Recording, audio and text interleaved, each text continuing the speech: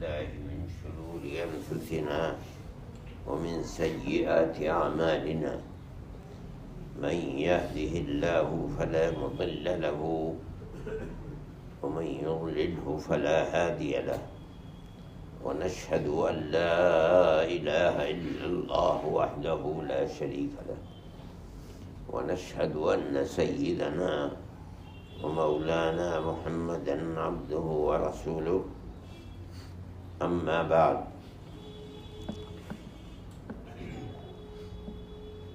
یہ بات چل رہی تھی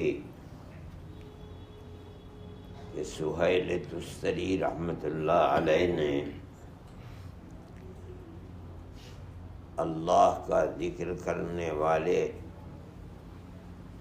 شخص کے لیے کچھ چیزوں کو نہایت ضروری بتایا ہے۔ یہ بات چل رہی تھی کہ ان میں بہت بڑی اہمیت کی چیز کسب حلال ہے۔ حلال کھانا، حلال کمانا، حلال پہننا،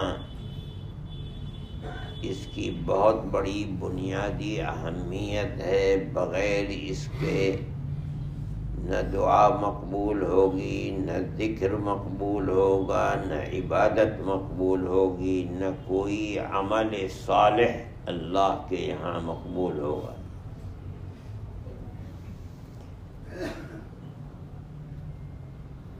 اس کے بعد دوسری بنیادی چیز جس کو وہ صوفیہ جو اللہ کی کتاب قرآن و حدیث کا علم رکھتے ہیں، وہ لوگ بتاتے ہیں کہ دوسری بڑی بنیادی چیز اتباع سنت ہے۔ یعنی سنت کے معنی ہے طریقے کے، لیکن جب یہ بولا جاتا ہے تو مراد اس سے طریقہ جناب رسول اللہ صلی اللہ علیہ وسلم ہی کا مراد ہوتا ہے۔ سنت نبوی مراد ہوتی ہے، سنت محمدی مراد ہوتی ہے کہ جناب رسول اللہ صلی اللہ علیہ وسلم کا طریقہ کیا تھا کسی بھی مسئلے کے اندر۔ گھریلو زندگی، اپنی بیوی کے ساتھ رہنا سہنا، بچوں کے ساتھ رہنا سہنا، باہر لوگوں کے ساتھ رہنا سہنا، نماز کس طرح پڑھی جائے گی، روزہ کس طرح رکھا جائے گا، حج کس طرح کیا جائے گا، اللہ کا نبی رہتا کس طرح تھا، کرتا کیا تھا، طریقہ اس کا کیا تھا، یہی اس کا اسوہ حسنہ ہے۔ اور وہ صوفیاء کرام جن کو اللہ نے قرآن و حدیث کا علم دیا ہے، وہ اس چیز کو لے کر چلتے ہیں کہ ذاکر کے لیے اتباع سنت بھی ضروری ہے۔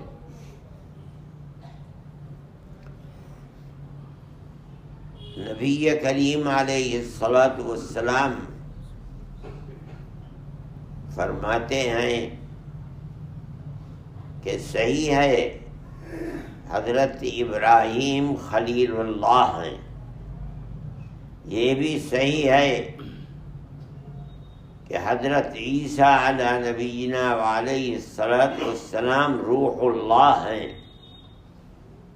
یہ بھی صحیح ہے کہ حضرت موسیٰ سے اللہ کے نبی نے بات کی ہے، وہ نجی اللہ ہیں، سب کچھ صحیح ہے۔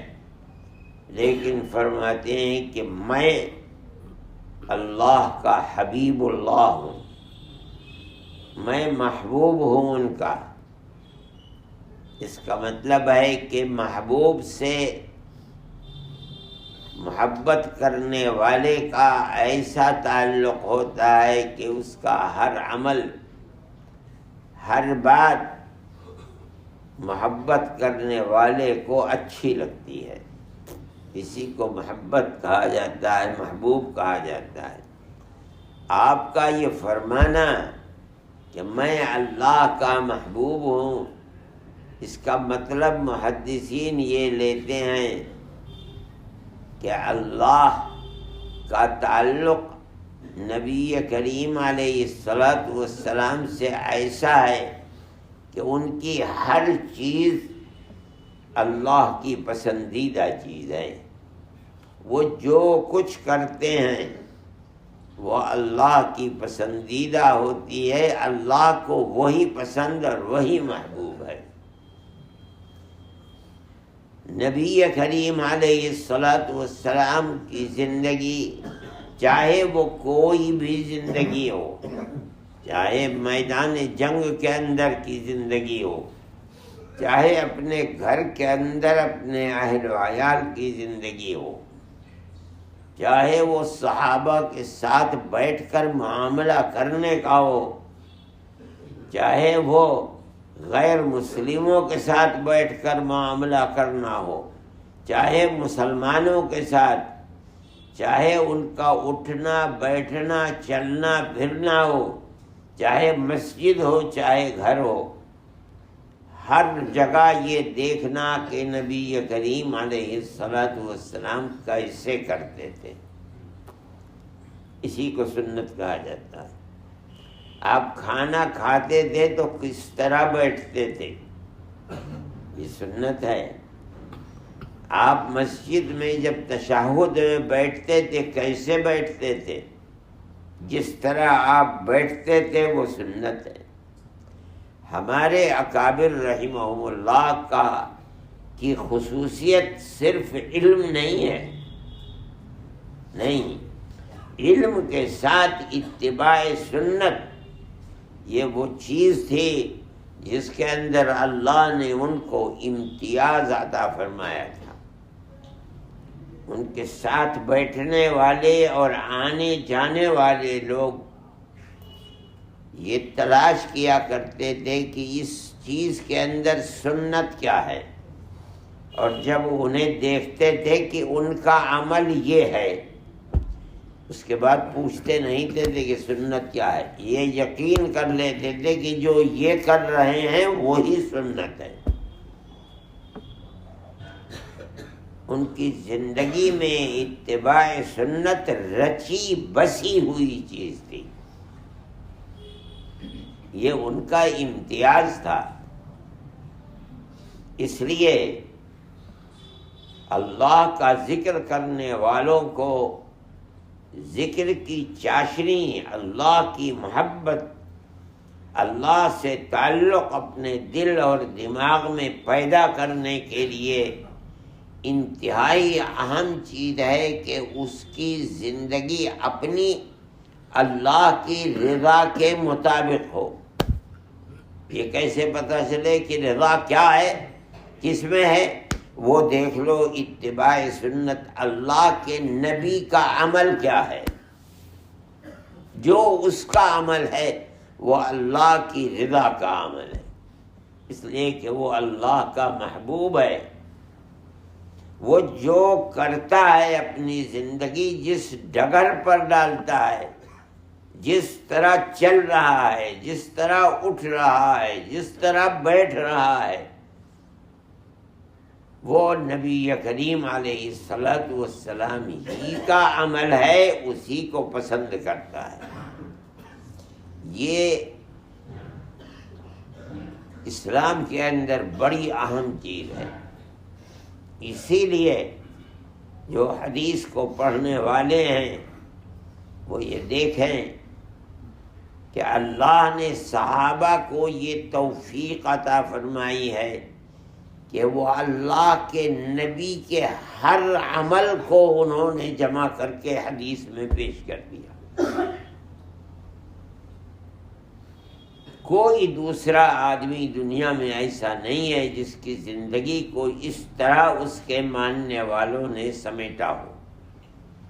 آپ کی آنکھیں کیسی تھیں، آپ کے کان کیسے تھے، آپ کے ہڈیوں کے جوڑ کیسے تھے، آپ کے سینے کے اوپر بال کیسے تھے، یہ چیزیں کوئی کرنے والا کسی کے لیے نہیں ہے۔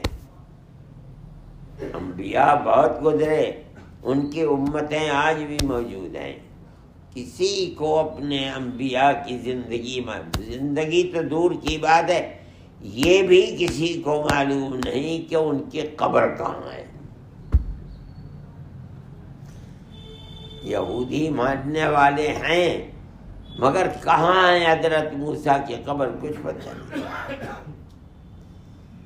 ہمارا عقیدہ یہ نہیں ہے کہ حضرت عیسیٰ مرے ہیں، لیکن عیسائی کہتے ہیں کہ حضرت عیسیٰ کو مار دیا، مرے ہیں، وہ قبر کہاں ہے کسی کو پتہ نہیں۔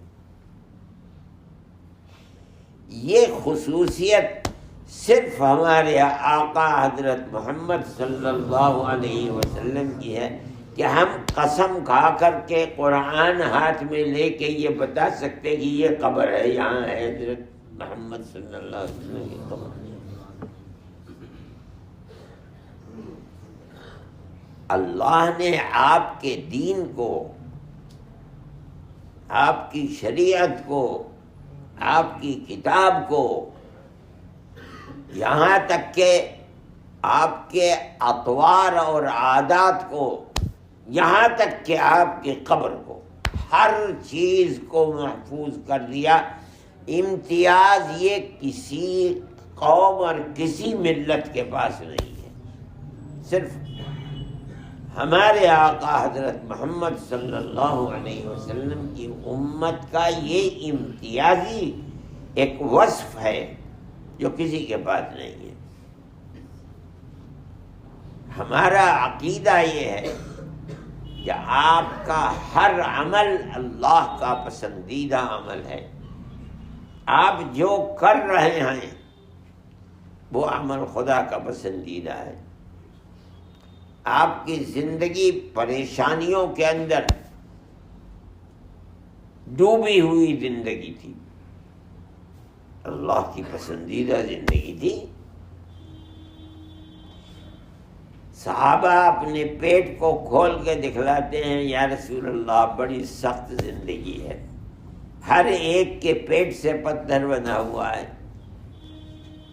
اور وہ یہ سمجھ رہے ہیں آج کی طرح سے کہ جو آپ کے نبی ہیں ان کی زندگی تو بڑی پاکیزہ، بڑی اچھی زندگی ہوگی۔ آپ نے کھول کر کے دکھلایا تو ایک کے بجائے 2 پتھر بندھے ہوئے تھے۔ محدثین فرماتے ہیں کہ نبی کی یہ زندگی وہی اسوہ حسنہ، اللہ کو آپ کے لیے یہی پسند تھا۔ مطلب ہے کہ انسان کو اپنی پوری توجہ اس پر لگانی چاہیے کہ اللہ کا نبی کیا کرتا تھا، کیا فرمایا ہے اس نے، کیا اس کا عمل ہے اس سلسلے میں۔ اسی کو کہا جاتا ہے اتباع سنت۔ اگر آدمی جانتا ہے، علم دیا ہے اللہ نے، تلاش کرے، مل جائے گا۔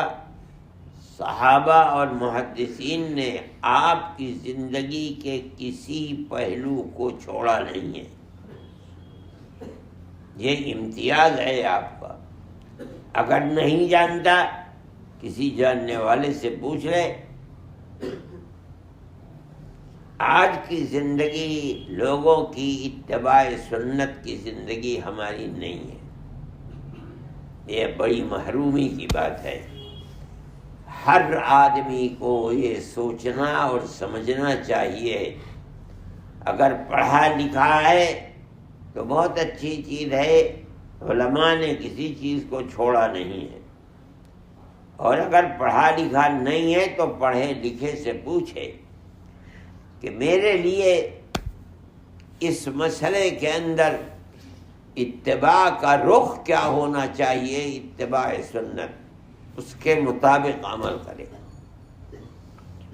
اللہ کا ذکر کرنا، نبی کریم علیہ الصلاۃ والسلام کا طریقہ یہ تھا اور آپ کا فرمان یہ ہے خیر العمل ما دیم علیہ، سب سے بہترین عمل وہ ہے جس کے اوپر پابندی کی گئی ہے، مداومت کی گئی ہے۔ حدیث میں آپ کے بارے میں آتا ہے کہ آپ جو عمل کیا کرتے تھے اگر ایک دفعہ کیا تو چھوڑتے نہیں تھے، اس کو مداومت کیا کرتے تھے اس کے اوپر۔ یہ الگ بات ہے کہ کوئی عذر پیش آ گیا، تکلیف ہو گئی، بیمار ہیں آپ، اس بیماری کی وجہ سے آپ وہ عمل نہیں کر سکتے تو آپ کم کیجئے۔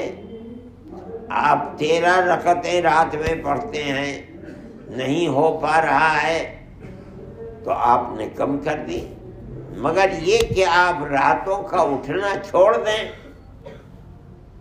یہ آپ کی زندگی میں نہیں تھا۔ گھر میں جانا، اپنے بال بچوں کے ساتھ رہنا، اپنی بیوی کے ساتھ رہنا نبی کریم علیہ السلام کا عجیب و غریب طریقہ تھا۔ اپنی صاحبزادی کے ساتھ جب کبھی باہر جاتے تھے سب سے آخر میں حضرت فاطمہ رضی اللہ تعالی عنہ کے ہاں جاتے تھے، اور جب واپس آتے تھے تو سب سے پہلے حضرت فاطمہ رضی اللہ تعالی عنہ کے ہاں جاتے تھے، تاکہ آپ سے دوری اور غائب رہنے کا سمے وقت سب سے کم ہو جائے۔ آپ کا تعلق اپنی بیوی کے ساتھ، اپنی بیویوں کے ساتھ، اپنے بچے کے ساتھ، اپنے صحابہ کے ساتھ، پھر ان صحابہ کے اندر بھی مراتب تھے، کس طرح کھایا جائے، یہ ہر پہلو زندگی کا حدیث کے اندر موجود ہے، تلاش کرنے والا تلاش کر سکتا ہے۔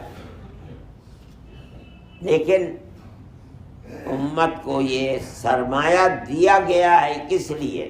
تاکہ امت آپ کی زندگی کو پکڑے اور اپنی زندگی کے اندر اتارنے کی کوشش کرے۔ نبی کریم علیہ السلام کا یہ طریقہ تھا کہ انہوں نے جس چیز کو پکڑ لیا بس پکڑ لیا۔ بعض اعمال ایسے آتے ہیں کہ جو عام طریقے کے اوپر جائز نہیں، لیکن آپ نے ایک مرتبہ کر لیا تو پھر آپ کی امتیازی شان یہ تھی کہ بس پھر اس کے بعد ایک دفعہ کیا تو ہمیشہ کرنا شروع کر دیا، یہ آپ کی خصوصیت تھی۔ اس لیے میرے بھائی، اتباع سنت، نماز کس طرح پڑھی جائے، کس طرح اٹھا بیٹھا جائے، جماعت کے ساتھ پڑھنے کی کوشش کی جائے، روزے کے اندر کیا عمل کیا جائے، حج کیسے کیا جائے، یہ تمام کی تمام چیزیں اسی لیے ہیں تاکہ امت کے سامنے رسول اللہ کا عمل آ جائے۔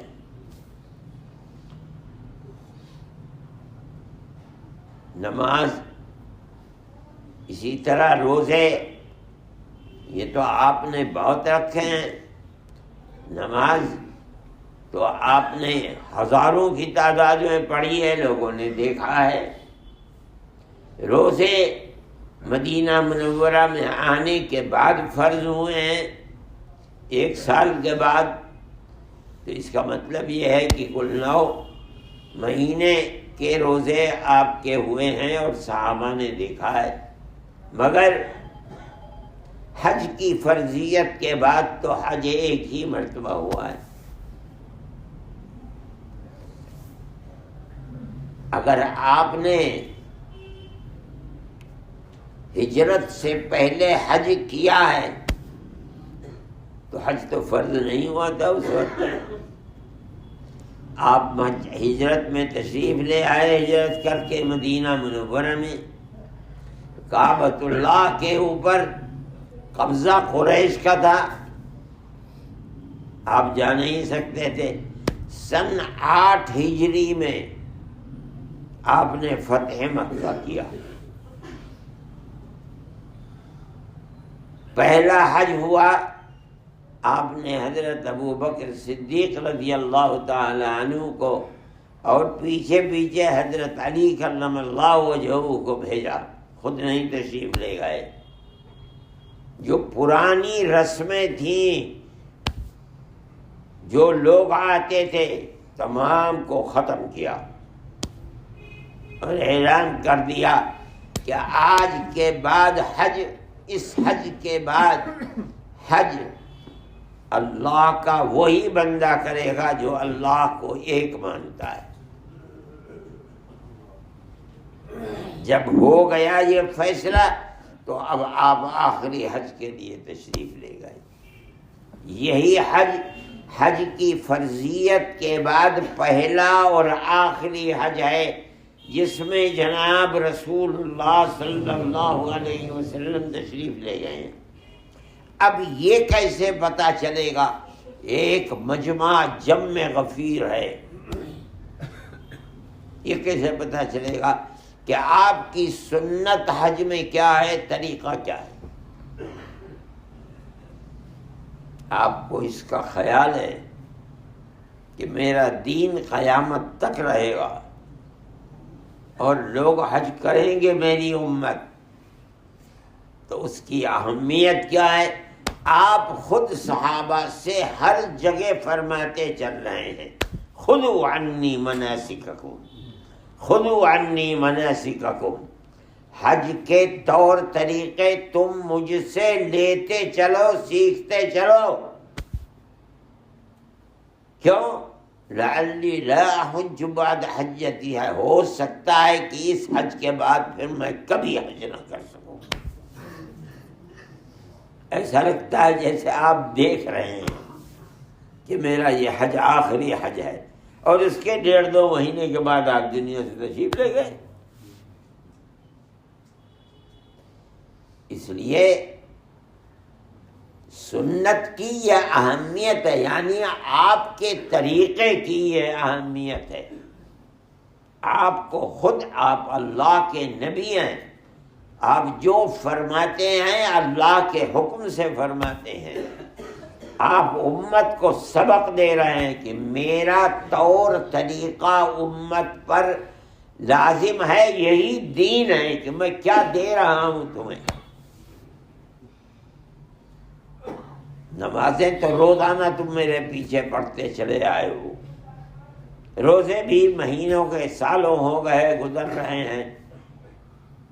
موقع جو ہے وہ یہ ہے کہ حج ایک لمبا عمل ہے، کئی دن کا ایک ہی عمل، کہاں سے احرام باندھنا ہے، کہاں جانا ہے، مکہ معظمہ میں کیا کرنا ہے، پھر مکہ معظمہ سے جانا ہے مینا میں، مینا سے کب جانا ہے عرفات میں، عرفات سے کب واپس آنا ہے مزدلفہ، مزدلفے سے مینا، مکہ معظمہ، یہ تمام کی تمام چیزیں حج ہیں۔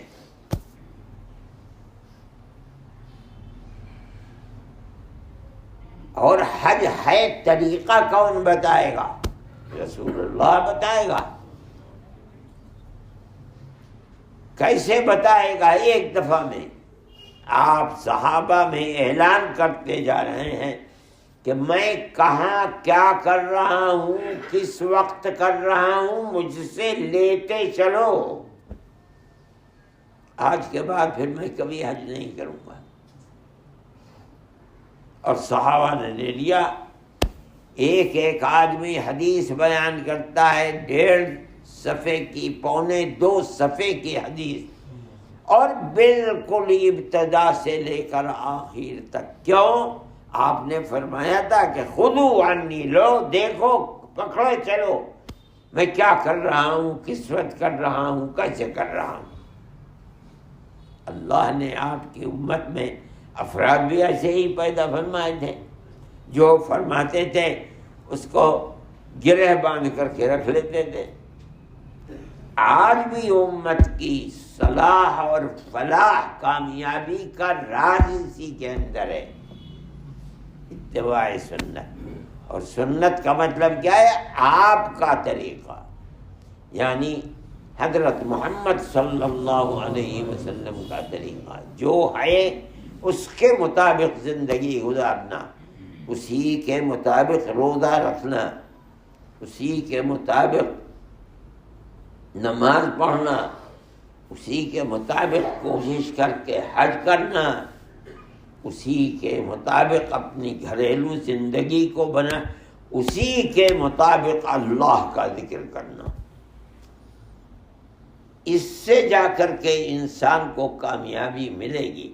اگر اس کا عمل اس سے ہٹا ہوا ہے تو وہ اللہ کی مرضی کا عمل نہیں ہے، اس کا مطلب یہ ہے کہ خدا کی نصرت بھی نہیں ہوگی۔ آپ کی صفت عمل کی مداومت اور ہمیشگی تھی۔ اگر ذکر کرنے والا ہمیشگی کرے گا اور یہ سمجھ کر کرے گا کہ اللہ کے نبی کا طریقہ یہی تھا، میں اسی کو پکڑوں گا، تو خدا کی نصرت اور تائید اس کے ساتھ ہوگی، اور اللہ کے نبی کے طور طریقے پر ذکر کرنے کو اللہ کے یہاں مقبولیت ملے گی۔ اپنی زندگی کو ہر جگہ اسی طرح کی بنانے کی کوشش کرنی چاہیے، پڑھنا چاہیے۔ اگر پڑھنا نہیں آتا ہے تو پڑھے ہوں سے پوچھنا چاہیے، اور پوچھ کر اپنے ذکر کے طریقے، عبادت کے طریقے، نماز اور روزوں کے طریقے، حج کے طریقے کو اپنانا چاہیے۔ اسی سے دین محفوظ ہو سکتا ہے اور محفوظ رہ سکتا ہے۔ اللہ ہم سب کو اتباع سنت کی توفیق عطا فرمائے، اور ہماری عبادتوں کو آپ کے طریقے کے مطابق کرنے کی سعادت میسر فرمائے۔ صلی اللہ تعالی۔ Thanks for watching. Don't forget to like, comment, share and subscribe to Al Wahid channel.